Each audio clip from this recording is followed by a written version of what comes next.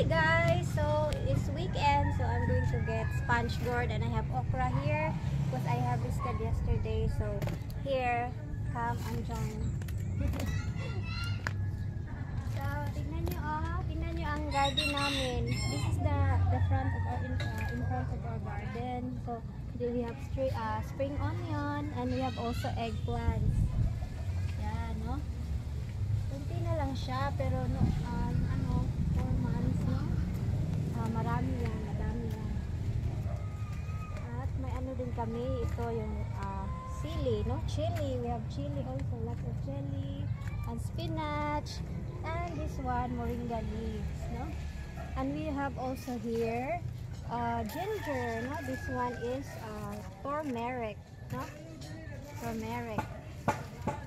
Dami. Dito naman tayo. We have here also lemongrass here and over there, no? Dami talaga. And sponge gourd, kukunin ko ngayon. We have to have this sponge gourd. Ilan kaya? Sponge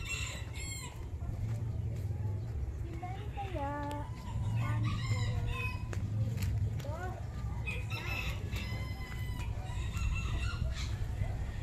Yan. 1.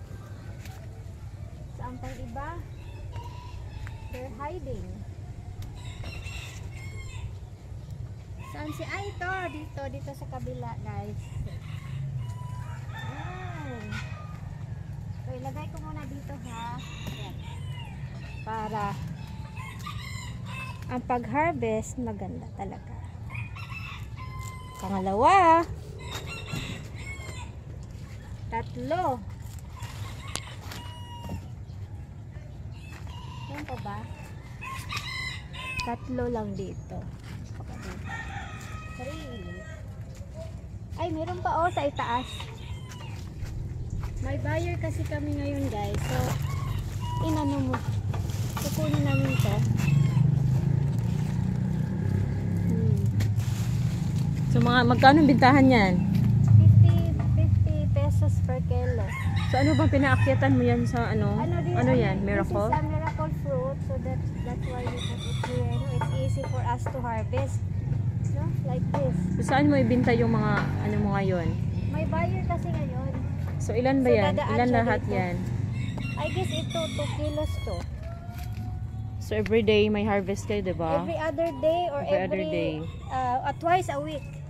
Twice a week. Yeah, twice a week we're going to harvest sponge gourd, no? It's easy to grow sponge gourd, guys. So, aside from sponge gourd, ito pa yung dito meron mga talong, ayan. Yeah, eggplant. And, so, marami pa kayong tinanim, no? Also 180 per kilo. 180 per kilo ito. Oh, 180 yeah. per kilo ito. Yung chili.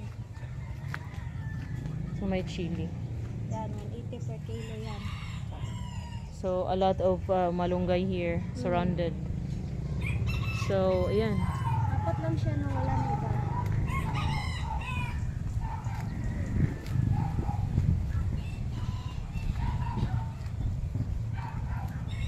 Yung mga talong namin, eggplant pa, maliliit pa.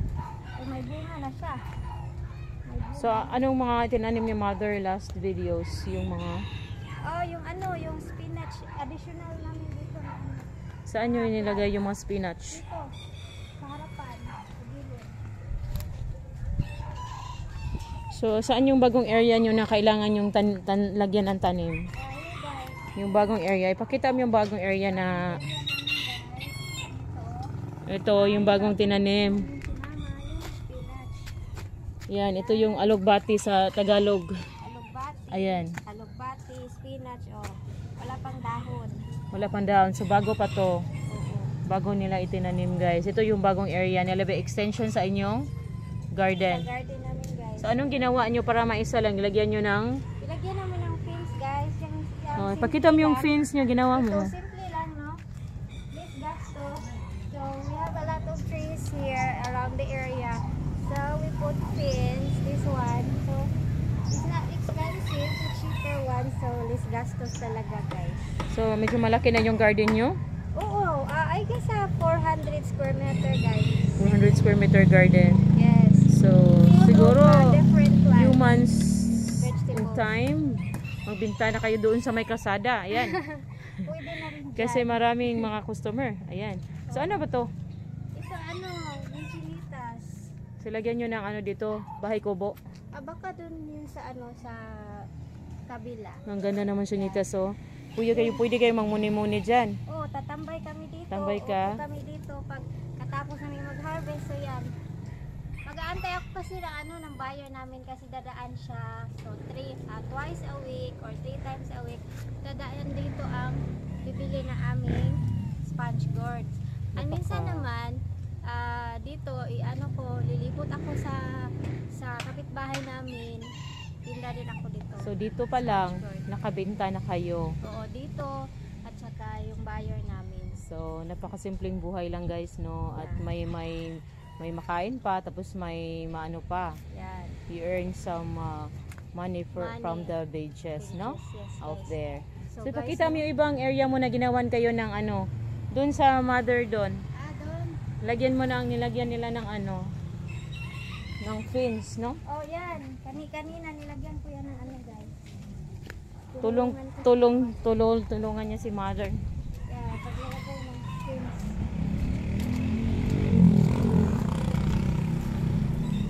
Oh, ito guys. Oh, kanina. Sige kayong Yan. lagyan mo ng fence. Ito oh. Oh, meron pa. Hindi pa natapos. So, tulungan mo yung Tulungan mo yung nagawa kanina. Oh, continue to guys ha. Continuation. Hindi pa kasi natapos. Dito lang ako. Tulungan niya yung guys, yung marami kasi hindi pa natapos. Kailangan yung tulungan. Kailangan mo ganyan yung kasi. Si mother oh. Mother, anong ginawa mo mother? Yan. Tulong din si mother oh. Yan, Tulong din si continue mother. siya, guys, no? Ganyan lang. So we have also a lot of woods guys na hindi namin nagamit. So make use of the wood. So ganyan. So very hard working nila, no? Work hand in hand together. Mother and daughter, ayan. Pwede na ako mag-asawa guys. Pwede na siya mag-asawa daw guys. Kasi magaling siya sa lahat na bagay. Hindi marunong mag-fry. Okay. Ayan, no? So yan. Ang ganda pala ang sikat So ng ginawa araw. niyang fence. Para safety, no? Para hindi makapasok yung Oo, ang mga aso guys no, papunta sila pasong dito guys. asong galain. Hindi sa amin yun. Yes. Aakyat sila dito guys, para silang spider. Yan, ano ba yan? Yung mga, iba pa yan. Pakita mo yung iba pang mga patulad yun doon na malapit na siya mag-harvest. Maliliit pa. So marami, no? I guess after Prepare this time, 2 days. or 4 days. 1 4 week, days. I guess 1 week. So ang dami, no? Yeah.